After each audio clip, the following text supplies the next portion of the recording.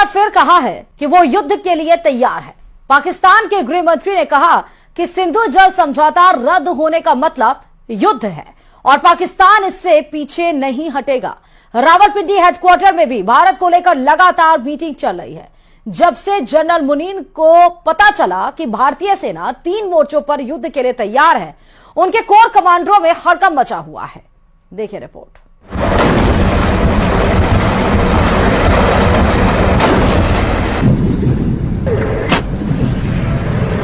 भारत के दुश्मनों को 3 तरफ से घेरा जा रहा है।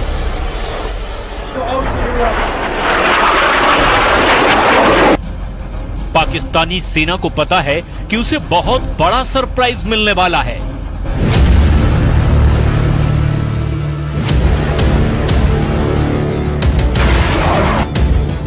क्योंकि पहलगाम में पाकिस्तान के आतंकियों ने जो किया उसकी माफी नहीं, सजा मिलेगी और वो भी सजाए मौत मिलेगी।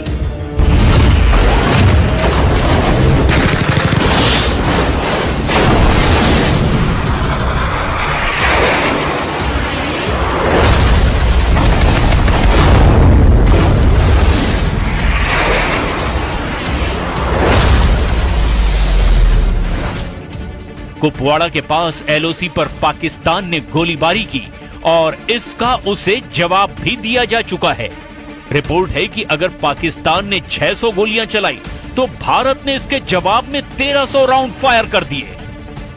यानी पाकिस्तान को एलओसी पर जवाब मिलना शुरू हो गया है। पाकिस्तान के हर अटैक के बदले डबल काउंटर अटैक हो रहा है।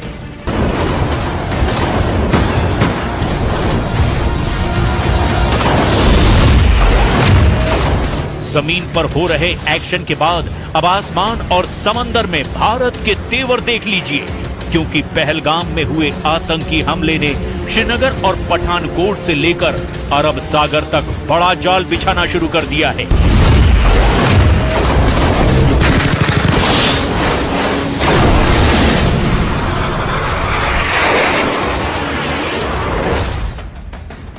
एलओसी से लेकर भारत और पाकिस्तान के बॉर्डर और साथ में अरब सागर तक हाई अलर्ट है। भारत के सबसे खतरनाक हथियार एक्टिव कर दिए गए हैं। एलओसी पर भारत की फौज अलर्ट है। पंजाब और राजस्थान सेक्टर में बीएसएफ की कड़ी निगरानी है और S-400 जैसे तमाम एयर डिफेंस सिस्टम भी अब 24 घंटे एक्टिव कर दिए गए हैं। भारत की टैंक रेजिमेंट भी अखनूर से लेकर गुजरात तक वॉर मोड में आ चुकी है। इस वक्त एयरफोर्स में 2 जहाज बहुत एक्टिव हैं और वो हैं सुखोई 30 MKI और राफाल, जो भारत के फ्रंटलाइन फाइटर माने जाते हैं। इन सब के बीच बड़ी खबर यह है कि पाकिस्तान का पहलगाम वाला एजेंडा फेल हो चुका है। नौसेना ने अपनी फायर पावर दिखाकर बता दिया है कि जो पाकिस्तान चाहता है वो कभी नहीं होगा। कि पहलगाम में आतंकी हमला भारत को बांटने की साजिश थी, जो पूरी तरह से नाकाम हो चुकी है। आतंकियों ने देश को बांटने की जो कोशिश की वो 48 घंटे के अंदर ही फेल हो गई।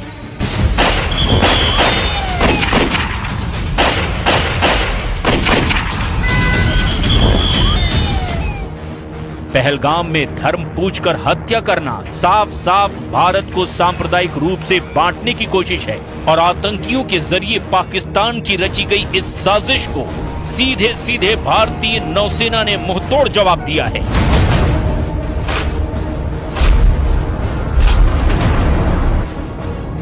नौसेना की ओर से सोशल मीडिया पर तस्वीरें जारी करके बताया गया कि एकता में शक्ति है। एकता में शक्ति यानी भारत को धर्म के नाम पर बांटने वालों को ऐसा जवाब मिलेगा जिसमें उन्हें तबाह करने का सिग्नल भी है। इस तस्वीर में 5 डिस्ट्रॉयर हैं, 3 हैं विशाखापट्टनम क्लास और 2 हैं कोलकाता क्लास। ये दोनों तरह के डिस्ट्रॉयर भारतीय नौसेना के सबसे खतरनाक जंगी जहाज माने जाते हैं। नौसेना ने साफ बताया कि उसके वॉरशिप मिलकर दुश्मन से लड़ने के लिए तैयार हैं। दुश्मन के खिलाफ अब एक होने की जरूरत है, यानी मैसेज साफ है, बांटने वालों को अब बख्शा नहीं जाएगा।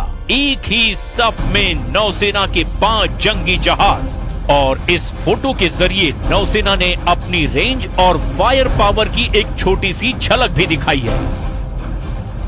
पाकिस्तान के खिलाफ नौसेना की क्या तैयारी है, इसे और डिकोड करते हैं। सबसे बाईं ओर है आईएनएस इम्फाल, उसके दाईं ओर की तरफ आईएनएस मोरमुगाओ और उसके बाद लीडशिप आईएनएस विशाखापट्टनम। शुरुआत की ये तीनों जहाज आईएनएस विशाखापट्टनम क्लास के डिस्ट्रॉयर हैं।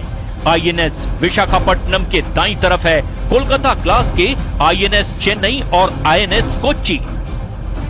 इन्हीं में से एक यानी विशाखापट्टनम क्लास के जहाज आईएनएस सूरत की फायर पावर का भारत ट्रेलर दिखा चुका है। पहलगाम में हुए आतंकी हमले के 48 घंटे के अंदर ही भारत ने सिग्नल दे दिया था कि वो पाकिस्तान के साथ क्या कर सकता है। पहलगाम से 2000 किलोमीटर दूर भारत ने पाकिस्तान के दिलो दिमाग पर पहला वार तब किया जब MRSAM दागी गई। आईएनएस सूरत से भारत ने MRSAM यानी medium range surface to air missile launch करके बता दिया कि बदला लेने वाला इरादा कितना मजबूत है। 70 किलोमीटर तक आसमानी टारगेट को धमाके के साथ खत्म करने वाली इस मिसाइल ने अरब सागर में बड़ा सिग्नल दिया है। इजराइल के साथ मिलकर बनाई गई इस मिसाइल को आईएनएस सूरत से आजमाया गया, यानी विशाखापट्टनम क्लास का वो डिस्ट्रॉयर जिसके मुकाबले का कोई वॉरशिप पाकिस्तान के पास नहीं है। और पहलगाम में हुए बर्बर आतंकी हमले के बाद देश भर में आक्रोश का माहौल है। भारत के कड़े रुख को देखते हुए पाकिस्तान के हौसले पस्त हैं। पाकिस्तान भारत को युद्ध की धमकी दे रहा है, लेकिन वो ये भूल जाता है कि उसने कई बार भारत के हाथों मुंह की खाई। जोधपुर में प्रदर्शित यह टैंक पाकिस्तान की बुजदिली की जिंदा निशानी है। बनार रोड की तरफ जाने वाली सड़क पर रखा गया है। T-59 टैंक पाकिस्तान की बुजदिली और भारत की सेना की शौर्य का जीता जागता सबूत है। पाकिस्तान युद्ध अगर करता है या युद्ध की बात करता है तो हमें इतिहास के झरोकों में झांकने की जरूरत है कि पाकिस्तान की वीरता कैसी रही है और भारत के साथ पाकिस्तान के युद्ध रहे हैं, उनमें क्या परिणाम रहे हैं। हर युद्ध पाकिस्तान हारा है। आप मेरे पीछे देख सकते हैं, ये एक पाकिस्तानी टैंक है जो 1971 युद्ध के दौरान बुजदिल पाकिस्तान लड़ने आया था भारत से, लेकिन अपने हथियार ही छोड़कर चला गया। और वो हथियार छोड़ के जब भागा तो इन हथियारों को अलग अलग शहरों में प्रदर्शित किया गया। ये पैटर्न टैंक है। तत्कालीन समय में सबसे अत्याधुनिक टैंक जो कहे जाते थे, ये टैंक लेकर पाकिस्तान 1971 के युद्ध में जो मैदान में उतरा था, युद्ध के मैदान में। दरअसल इन टैंक को जोधपुर में लाने का श्रेय सलोड़ी निवासी जोराराम बिश्नोई को जाता है, जिन्होंने 1971 में पाकिस्तान सेना के 10 T-59 टैंक को अपने ट्रैक्टर की मदद से 13 दिन के अंदर युद्ध क्षेत्र से जोधपुर तक पहुंचाया था।